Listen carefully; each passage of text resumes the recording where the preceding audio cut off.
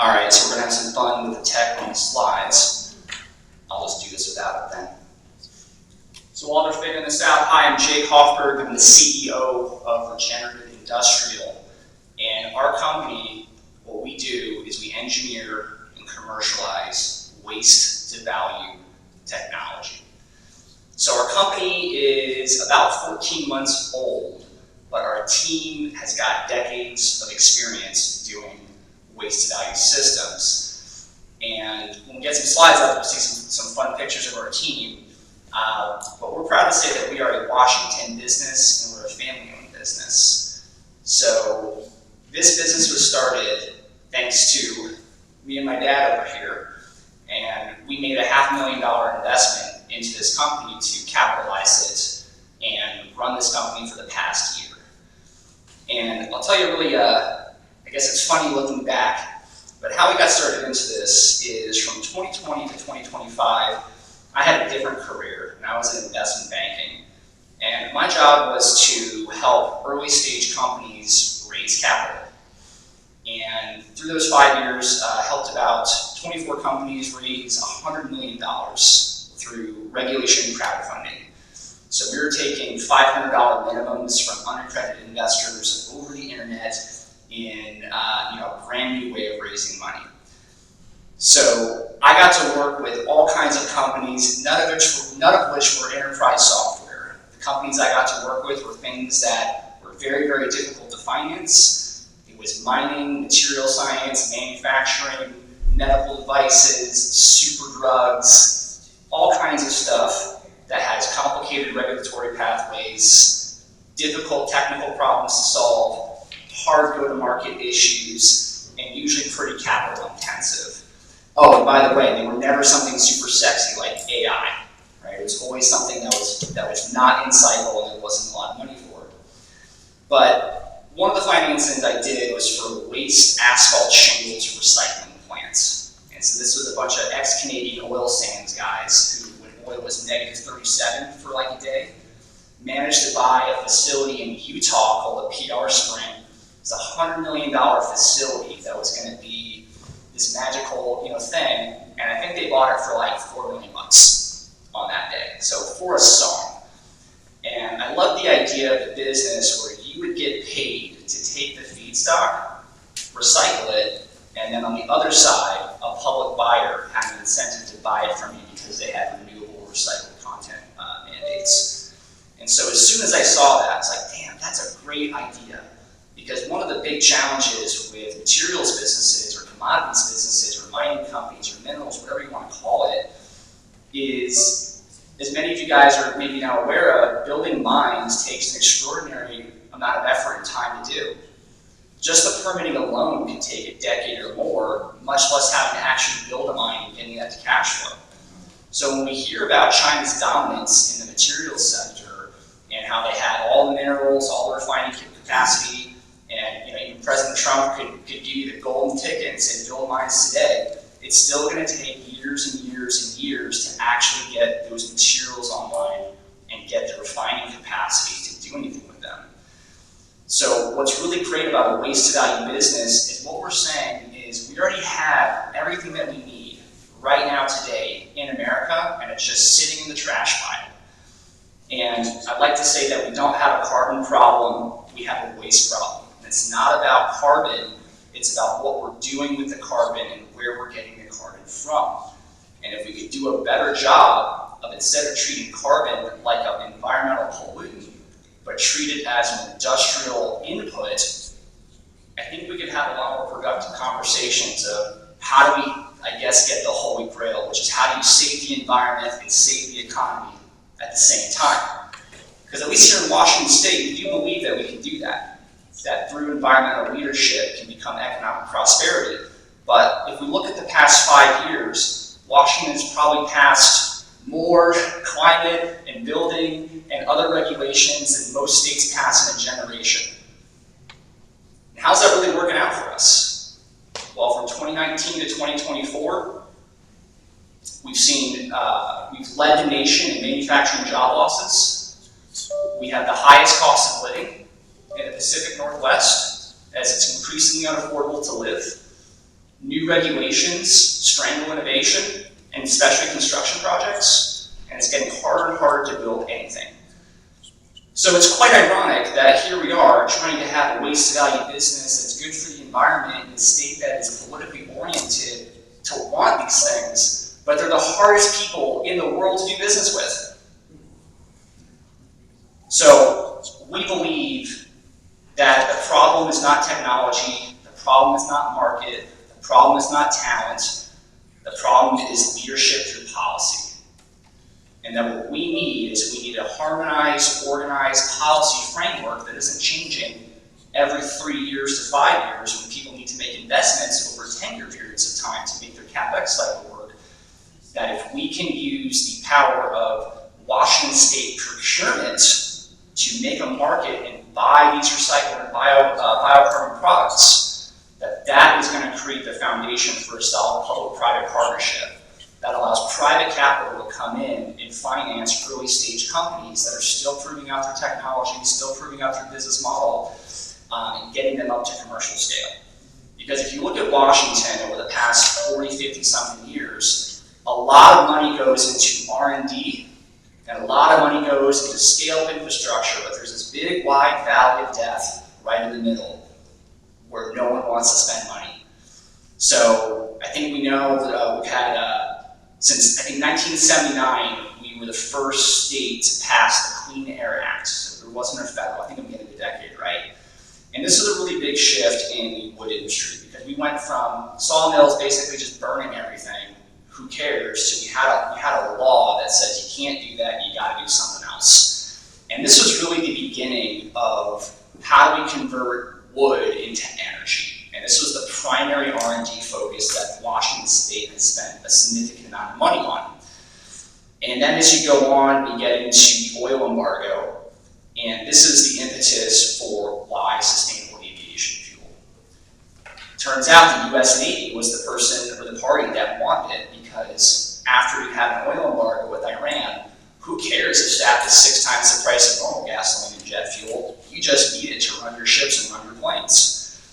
So Washington State answered the call. Navy wanted some fuel. We said we'd figure it out. Then later on, Alaska Airlines comes in and they continue to drive and push towards let's put R&D money into figuring out sustainable aviation fuel. And that's really been our focus for 30, 40 years now in the state of Washington. What we're suggesting is that there is a huge opportunity to, instead of focus on liquid fuels and try to compete with oil and gas companies that are scaled up, prices are deflated, oil is what, $50 a barrel now? These renewable fuels really only make sense when you have high oil prices. But it turns out, if you look at the way that oil and gas companies actually make profit, their profit margins don't come from liquid fuels like gasoline. They come from specialty materials and chemicals. So as many of you might know, but most people don't, petroleum products don't just make things go round. Everything in this room is made out of petroleum. All your plastics, all your rubbers, nitrogen fertilizers, semiconductors, everything around you, steel, water filtration system, all of these things come from carbons. It's about 12 million barrels per day go into things like plastics, ethylenes, propylenes, polyesterines, all these materials that we rely on. And that's where all the margin is. And when you see what oil companies are doing, they're starting to shift their product mix from being an 80% to 20 from liquid fuels to materials, and they're going to be biasing more towards chemicals. So this idea that oil and gas is going away is not true. The demand for oil and gas is going to increase, and it's going to go into products instead of into fuel, especially as we move into things like nuclear energy. The question becomes, if we need this carbon, and in fact, we need on the factor of 1 trillion pounds per year to make polymers, probably the biggest category of products in the world. 1 trillion pounds. The issue isn't carbon, it's where the carbon comes from. So what if, instead of mining those carbons from underneath the ground, having to disturb the earth, harm our water tables, refine and releasing toxins, What if we could get those carbon products from waste wood that's sitting on top of the earth? Well, one of the things you'd be able to do is you'd be able to avoid at least the majority of the permitting problems with opening the mine. It takes forever. Number two, it's just easier to do. And three, we have on the other side mandatory procurement preferences that require and obligate both state and federal buyers to buy it. So did you know that there's a program called USDA BioPreferred, or the EPA's Comprehensive Procurement Guide, or perhaps the Department of Energy Star? Have you heard of these labels? All these labels are programs that the federal government has set up to incentivize industry to build products to a new standard. Washington State, you might know, has an RCW for must-use biochar products in public works. They've got a bunch of other ones. They have RCWs that if you exceed the minimum renewable recycled content, they have to buy it. Hey, there's our website. There's a start. But the thing that we find most interesting is that when we can say, instead of relying on carbon credits and tax incentives to make biomass energy things work, which are just expensive and difficult, what if we could focus on turning those into products that support manufacturing businesses? So why is that a good idea?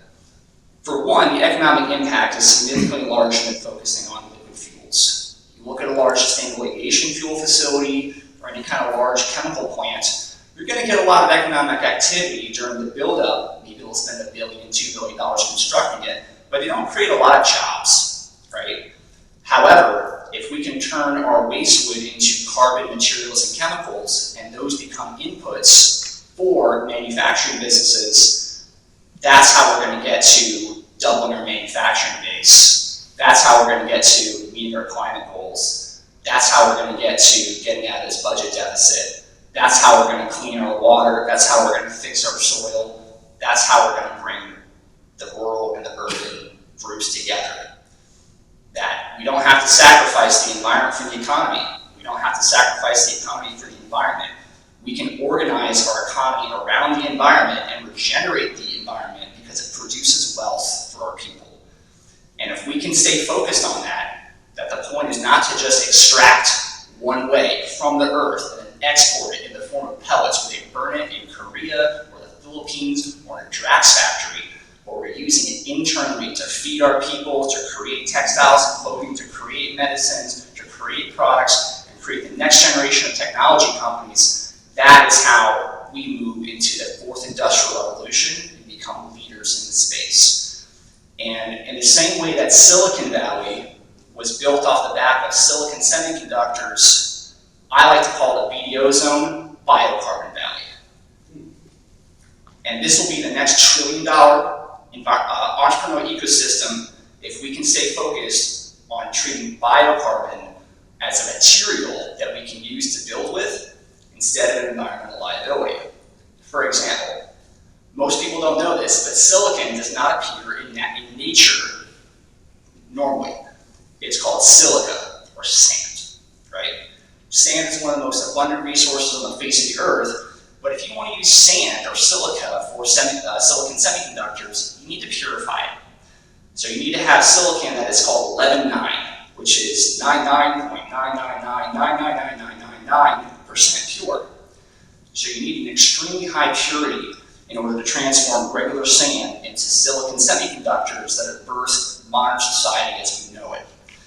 Now, a couple years ago, no one really knew anything about semiconductors, but COVID kind of changed that as we saw our supply chains break, and everyone realized, oh wow, these semiconductor things are pretty important, and maybe we should hold on to that technology. Good news, we still make a lot of these things in places like Portland, so we still have great semiconductor facilities.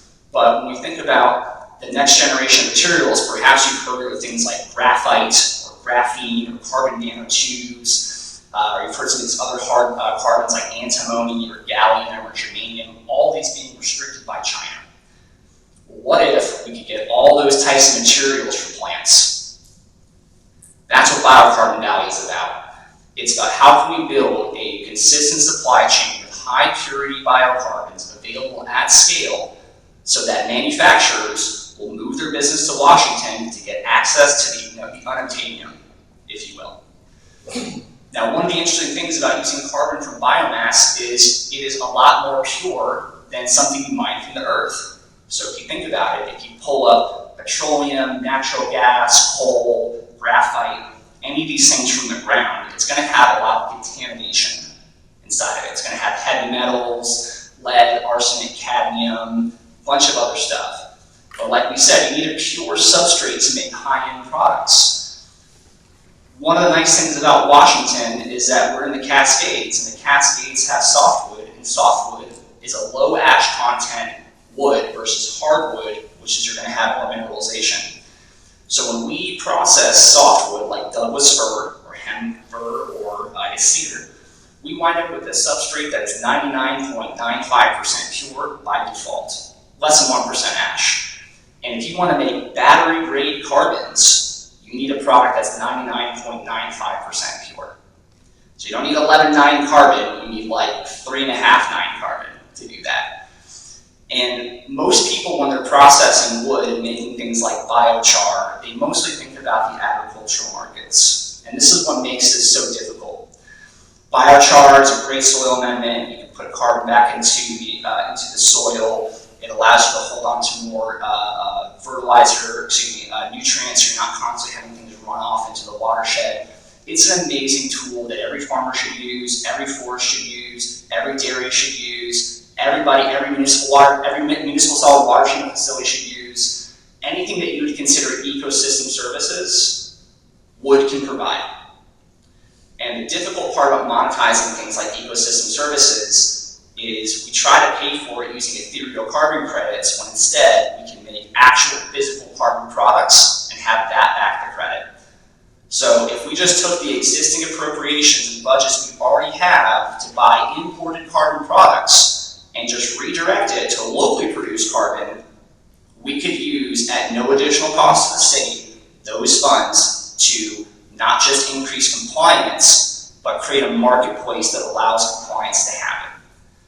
So that's what I believe our opportunity here in Biocarbon Valley is we can become the world leaders of establishing the policy, the products, the supply chain, the infrastructure, the markets for these biocarbon products. And if we can do that, we can lead the world in the next era of biotechnology. Because if we don't, you want to know who will?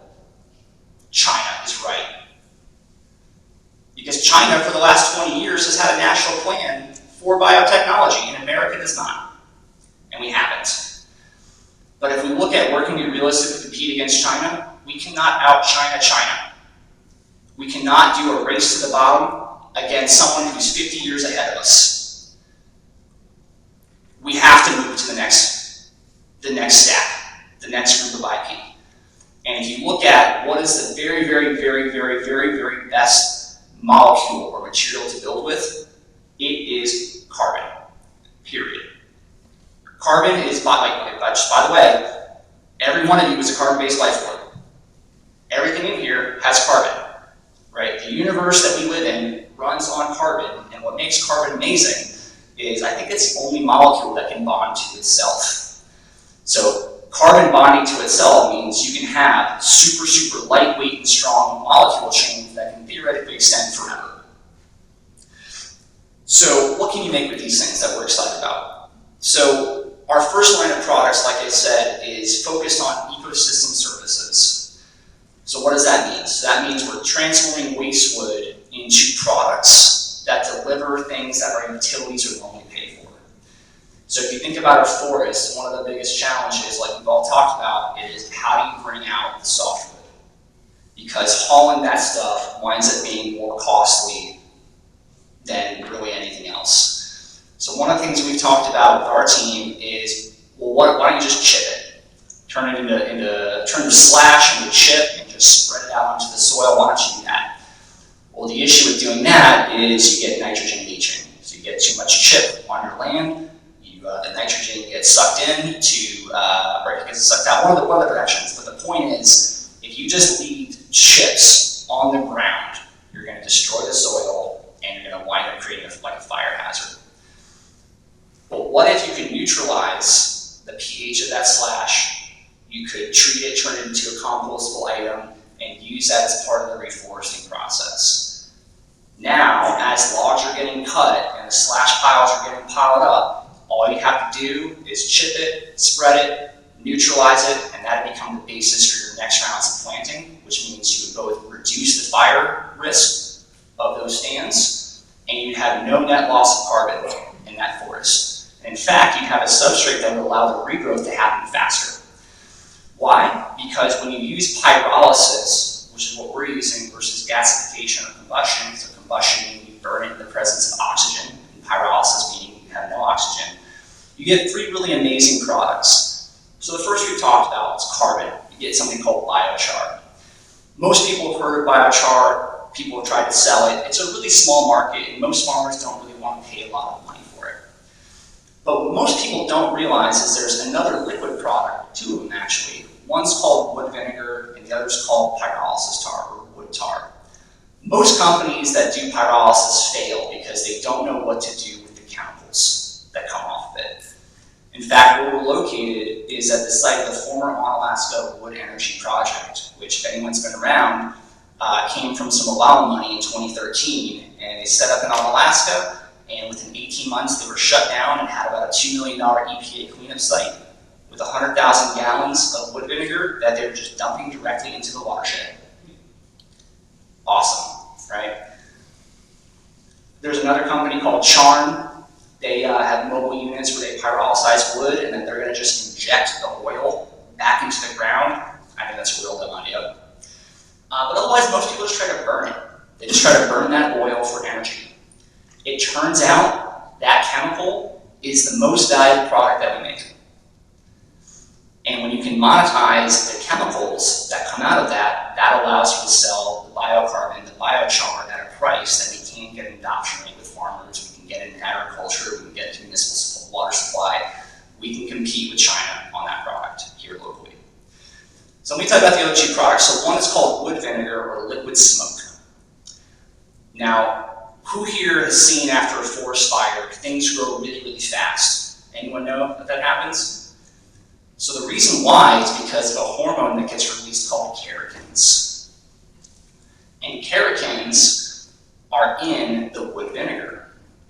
And so what's great about the wood vinegar is it's really a magical chemical because it offers plants both a biostimulant, which means it makes plants grow faster. So we've done seed starts where we can get seeds to germinate from 28 days down to 4. Pretty awesome.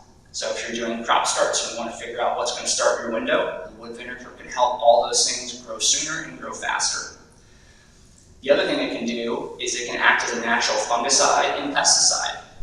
So for example, we have about 100 apple trees on our property at our family farm, and we use water, neem oil, a little bit of wood vinegar, and some Dr. Bronch soap. And we had no apple maggots, no codling moths, no diseased trees, no failures. And we've had that result repeat a couple times. We had some other folks try their trees, and they said for the past 2 years, none of these apples came out full of maggots. Not one this year. The other thing it can do in construction is it can act as a super plasticizer. That means it makes concrete set up and dry faster. In fact, it also, at another level, can be an electrolyte bath for batteries. So it turns out you can make a battery entirely out of plants. As it turns out, we'll talk about it in a minute. The other product is called tar, wood tar. And anyone heard of creosote before? Coal tar pitch? That's that nasty black stuff that you see down at the docks covering the posts to keep them from rotting, right? What if you could have that product, but it was way, way less toxic and wasn't going to kill the salmon, right? Well, that's what that wood tar does, and we've been able to formulate it into what's called a penetrating sealer. And you can put it on concrete, you can put it on wood, and you can put it on metal. And what it does is it prevents that surface from making contact with oxygen, water. It won't rust, it won't corrode.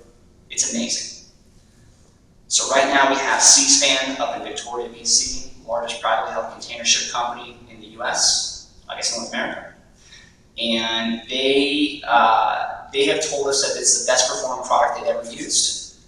You might not know this, but copper fouling products is usually what goes onto boats because they get growth. on the boats, and they don't want stuff to grow on it. And the big issue that maritime is facing is all of these toxic products are getting phased out, but there's no real good solution. There's nothing good to replace it. And a lot of bio-based products do not hit the price performance curve. But with ours, we can compete head to head against any single product that they're buying, and it works better in their workflows. In fact, they told us that they think they're going to save $1 million a year in deferred maintenance costs from just having to replace rusted parts. So we're very, very excited.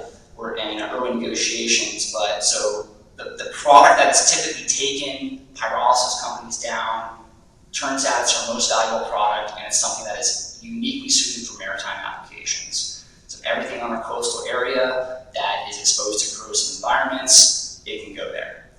You want to save the salmon and protect some runoff, biochar can do that too. You want to remove 6-ppdq and all the toxic runoff from the roads, biochar can solve that problem too. You want to reforest and speed up tree growth and have more saplings reach maturity, wood vinegar's got you covered. And so when we think about the opportunity here in Washington State, we've heard about industrial symbiosis, the circular economy. Anyone been on the Denmark trip, by the way? Anyone been to see that? Got one? Two? Couple? They're in Long Beach tomorrow. They're in Long Beach tomorrow? Very cool. Every time I talk to a Washington lawmaker about the Denmark trip, it's almost like this quasi-religious experience, right? They go to Denmark and they see these amazing things and everything's connected, and they're like, oh, this is so cool. We should do this at home.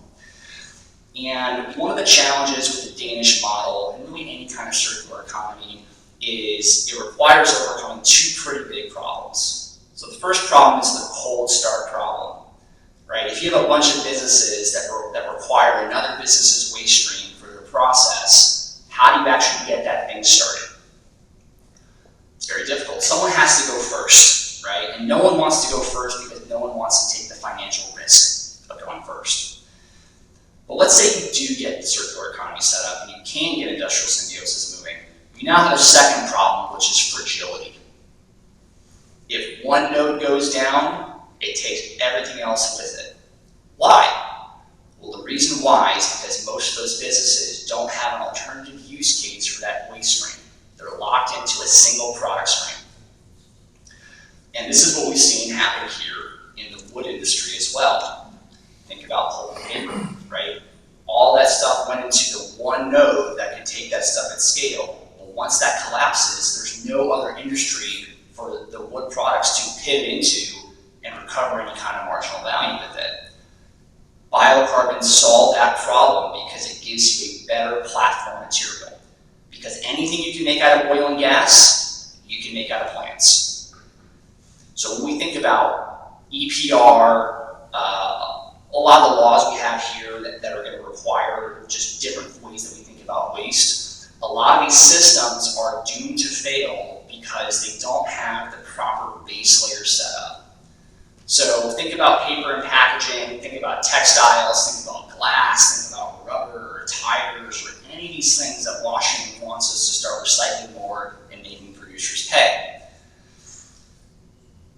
Where's all that stuff going to go? No one really has an answer, but I'll tell you the answer that we've come up with. It goes into construction products. If you look at the built environment writ large, it is the only market large enough to absorb just the amount of junk that we can produce. And we need to build things here in the state of Washington. So I ask you, what if we could turn our waste streams into the building blocks of tomorrow? What if we could turn landfills of trash into affordable homes, right? What if we could turn that into industry that produces next generation technology that sets our kids and grandkids up for the next 100 years and the next industrial revolution? Biocarbons are the answer to that. It gives blue collar jobs, it gives lab coat jobs or white collar jobs, it provides great work for nonprofits. It required excellent opportunities for students as part of the green economy workforce. And the best part about it is we don't need to do a lot of retraining. Why? Well, this isn't a semiconductor factory where we need $1 million employees to do alchemy, right? And it doesn't require us to turn into Galveston, Texas, where you need just gigantic vats of oil refinery just as far as the eyes can see, and 10,000 petroleum PhD or chemical engineers, right? By using materials, we can use the same infrastructure that we already have, but just push more money through the supply chain. So imagine a world where the logging and forestry industry was not seen as an enemy to the environmentalists, but as a champion of the environmental future we have. What if we could turn all of those products into the industry of the future, and what if we could lead that right here in the BDO zone? I think that Lewis County and the BDO zone is the only place in the world that is set up to actually make this work. When we first started this, we looked at some other places because there's lots of wood everywhere in the world. We were looking at Colorado, San Isidro forest, lots of forest fires, beetle kill wood, tons and tons of stuff that they need to get rid of, and a very friendly state from a policy perspective. But they lack a lot of the supply chain, they lack a lot of industry. It's going to be difficult for them to have any kind of real circularity. We looked down in Georgia because, in case you haven't heard, a lot of that infrastructure is under stress, had hurricanes, mills are shutting down, more of the residuals are pouring into Georgia, and the Drax facility that ate a lot of that is also going to be shutting down as well. We looked up in the Northeast, in Maine. We were actually looking at the Loring Air Force Base, because they're right up next to Canada. Great property, only problem in the middle of nowhere, same issues, right? There's nothing near it. But Washington has all the ingredients that we need to succeed in the circular economy and industrial symbiosis. Why? It's pretty simple. We have forestry, so we have lots and lots of wood. We're in the Cascades, it's the most productive bioeconomy in the world. We have farms. We got lots of farms. We grow food, and a lot of those things are fruit. But in terms of our biggest cash crops, like it's wood, we'll see how apples are going to do, pears and grapes, right? Those are kind of our big cash crops. I learned that we grow half the world's rhubarb in Pierce County. Pretty cool fact. We have actually $1 billion chemicals business here in the state of Washington as well. So on the input side, we have all of the great inputs that we need that needs a place to go. And locally, we have all the offtakes that we would need to move carbon into. So we have, like we said, agriculture and forests. One of the cool things you can do with carbon is environmental remediation. So think about I think it's 18,000 sites we have listed on the EPA's cleanup list, something like that. What if we could offer developers a low-cost way to remediate those sites, get a no-action letter, and build affordable houses or build new businesses? I know here in Lewis County, there's lots of places that we looked, but there's always that, well, don't put a shovel in the ground because you'll be liable until you got to dig until it stops. And we think that this is the biggest impediment into kickstarting this is how do we get people to build stuff? Well, let's give them products that make it feasible for them to comply. The other place that carbons go that's really useful, so water facilities, like we said. So municipal water treatment typically is going to be granulated activated carbon made from coconut shells, usually comes from Sri Lanka or India. We do make that stuff here. We can make all that stuff locally and clean our water with local materials. The next place it's going to really go, so that's your ecosystem services layer. Right? So if we can get ecosystem services built, and we can provide clean water, clean soil, whatever, save the salmon, grow some trees, all those things, that is the base layer of infrastructure that you need to make all the other EPR systems work. Why? Because you're going to need to process a lot of dirty water.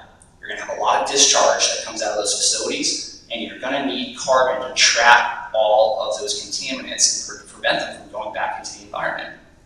So now the question becomes, what do you do with all of your contaminated biomass, or your flake rubber pieces, or your textiles? You put it into concrete, you put it into asphalt, you put it into insulation, you put it into drywall, you make it into a product that is sellable. That's what you do with it. And once you can unlock that built environment, the reason why you can't do anything is because of policy. So we talk to people every day who say, hey, do you want some low carbon concrete? I'm getting buzzed here.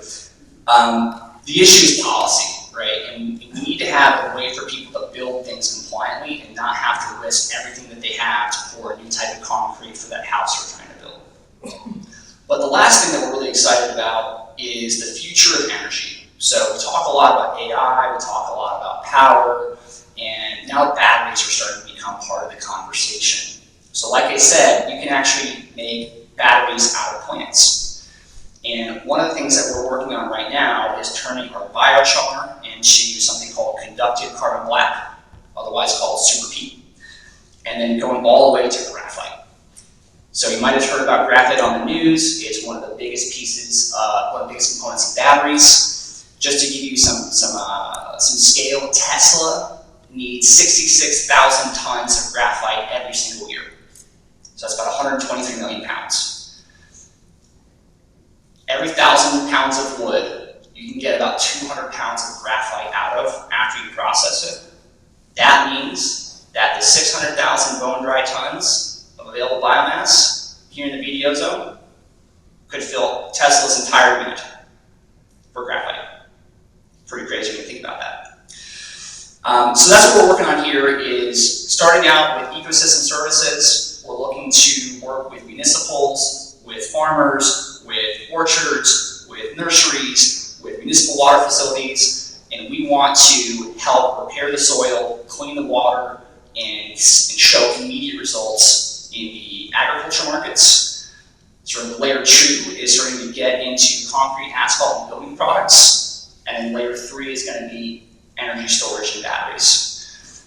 So we're here because we're very excited with all the innovation, but we're mostly excited because we're a Washington company working with Washington people to make things better for Washingtonians, and we want you to become part of our vision and to help us roll this out. So a little hard without my slides, so hopefully I'm doing all right. The thing that I want to draw attention to is what's the catalyst that moves things along? And the interesting thing is it might actually be composting. Who here knows that we have an organic management's law, and we're going to, by 2027, you're going to have mandatory composting requirements. Anyone know that? A couple people? Great. So one of the interesting things is we have a lot of organic waste. And I talked to Chris Reichdahl, the superintendent of public schools, and I said, hey, what are you going to do about all this composting, because you don't have any money for it, because all your grants went away. And he said, we are very concerned with the amount of organic waste produced by schools, and we have no answer for it. And I said, well, did you know that you could put our products into your compost pile, and it would reduce the smell, it would make it compost faster, and then give your schools a pathway to monetize that compost and sell it back to the state. And so now you can turn a compliance obligation into a revenue opportunity. And instead of having your students sell cookie dough and magazines for their fundraisers, they can sell compost. That compost can go to farmers, those farmers can grow food, and that food can go back to the food to school program and help pay for school lunches and reduce food insecurity. Then you have a whole group of students who can use that as part of their educational requirements and climate obligations, and they can be taught about the next generation of products that we're making here, and that can be our workforce, and the whole next generation can be brought up on this biocarbon platform, and that can be the pathway for people who want careers in sustainability, who want to make money in the environment, who want to do good for the world, but are frustrated by their inability.